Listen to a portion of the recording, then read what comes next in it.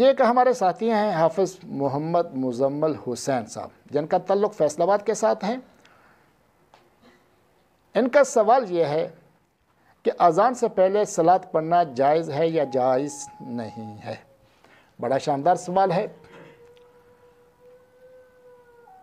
نبی کریم صلی اللہ علیہ وسلم کے 8 مؤذن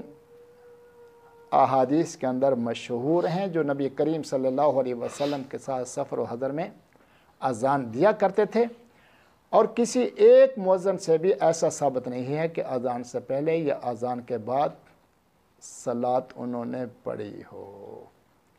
کسی ایک مؤذن سے بھی ثابت۔ اور آج اس زمانے کے اندر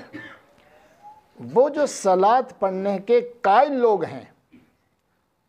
وہ بھی اس چیز کا اقرار کرتے ہیں کہ نبی کریم صلی اللہ علیہ وسلم کے زمانے سے اس کا ثبوت نہیں ملتا، صحابہ رضی اللہ عنہم سے اس کا ثبوت نہیں ملتا، ائمہ اربعہ جو ائمہ مجتہدین فقہا ہیں ان سے اس کا ثبوت نہیں ہے۔ حدیث کی جتنی کتابیں ہیں، جتنے بڑے بڑے چھوٹے چھوٹے جتنے محدثین ہیں، کسی محدث سے کوئی ایسی حدیث ثابت نہیں ہے کہ جس کے اندر یہ موجود ہو کہ نبی کریم صلی اللہ علیہ وسلم سے جو اذان ثابت ہے اس کے اندر اذان سے پہلے یا اذان کے بعد کسی صحابی نے، آپ کے کسی مؤذن نے صلاۃ پڑھی ہو۔